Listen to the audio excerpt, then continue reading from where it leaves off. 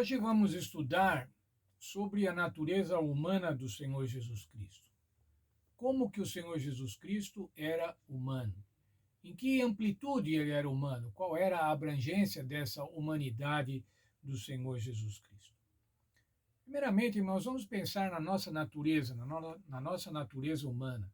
Como são os seres humanos? Os seres humanos têm uma natureza pecaminosa, eles são pecadores. Desde o pecado original, os seres humanos ficaram contaminados pelo pecado.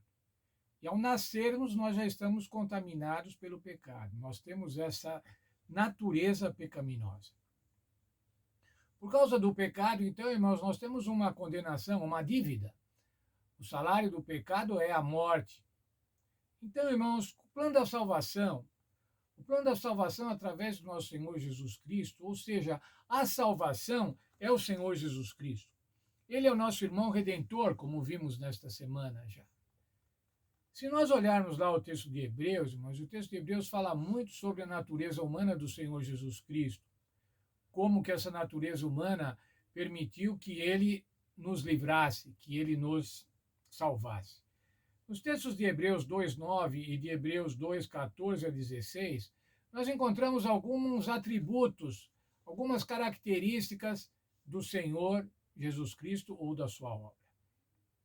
Primeiro, que ele foi feito um pouco menor do que anjos. Nós já vimos nessa semana. Ele foi feito um pouco menor do que anjos por um determinado período de tempo, enquanto ele estava aqui nessa terra.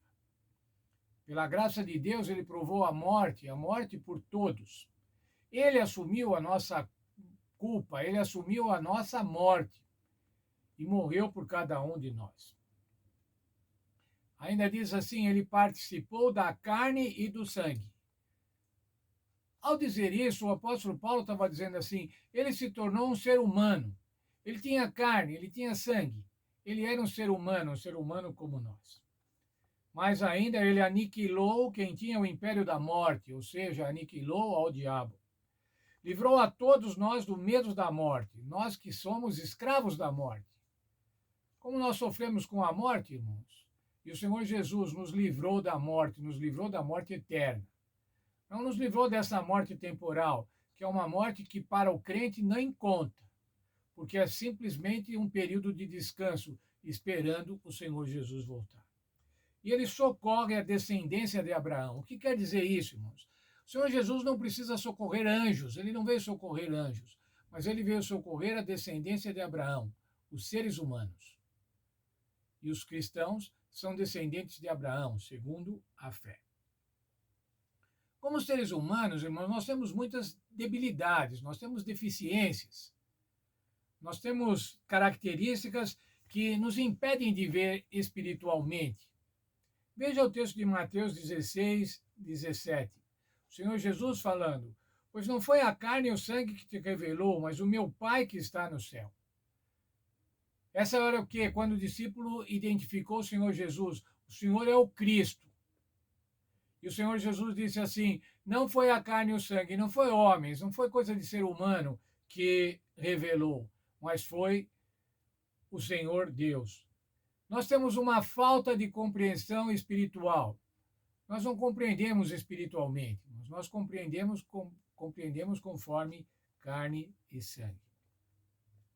Efésios 6:12, ainda o apóstolo Paulo falando, pois não temos que lutar contra carne e sangue. Não, irmãos, a nossa luta não é contra as pessoas. Muitas vezes nós temos problemas contra as pessoas, achamos que o nosso problema é a pessoa, o nosso problema é o inimigo, o nosso problema é o adversário. Mas não, irmãos, o nosso problema é espiritual. Sempre o nosso problema é espiritual. Nós participamos, irmãos, estamos imersos na luta entre o bem e o mal, na luta espiritual entre o bem e o mal. Texto de 1 Coríntios 15:50. A carne e o sangue não podem entrar no reino de Deus. Não podem herdar, irmãos, carne e sangue. Os que podem herdar o reino de Deus o reino de Deus são aqueles que são nascidos espiritualmente pela graça do Senhor Jesus Cristo. O Senhor Jesus, irmãos, quando veio aqui para essa terra, ele veio totalmente humano.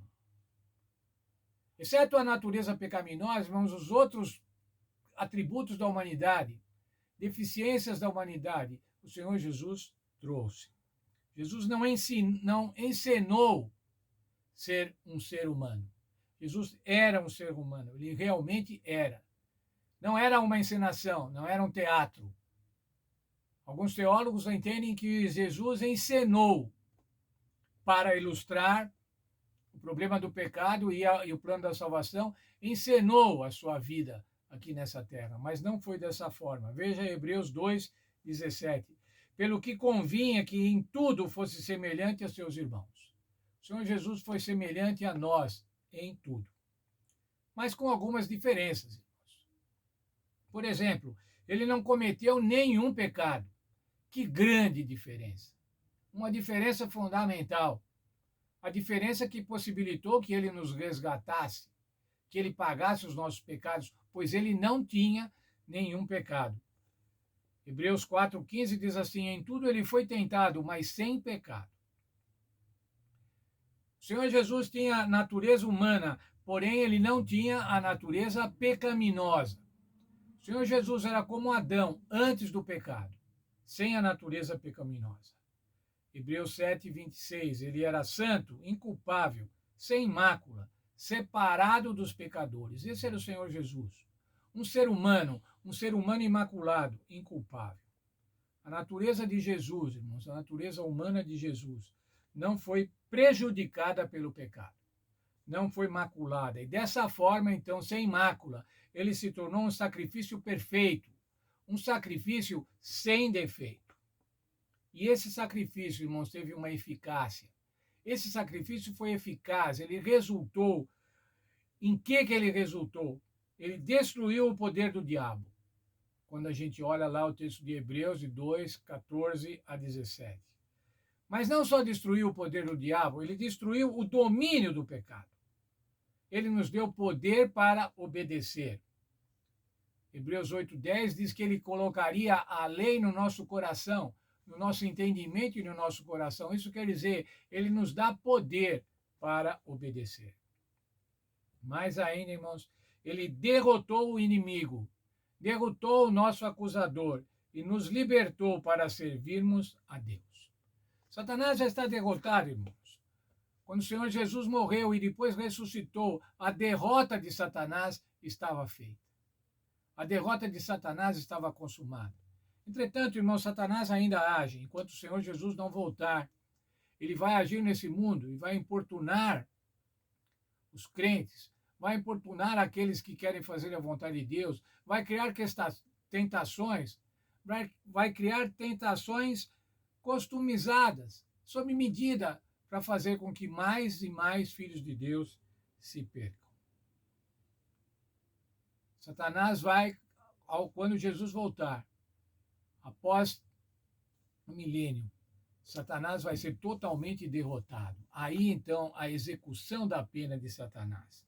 Apocalipse 20, capítulo 20, verso 10.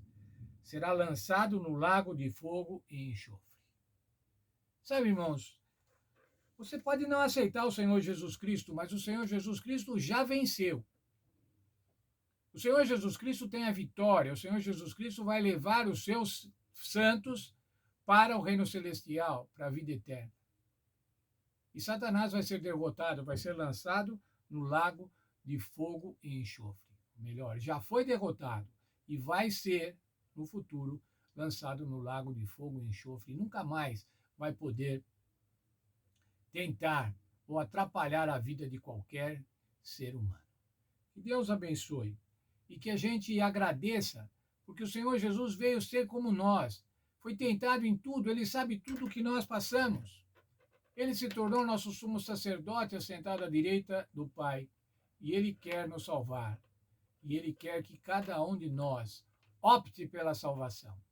Por favor, não deixe de optar pela salvação. Falo isso para mim também. Não deixe de optar pela salvação. Aceite o Senhor Jesus Cristo e seja salvo pela sua graça.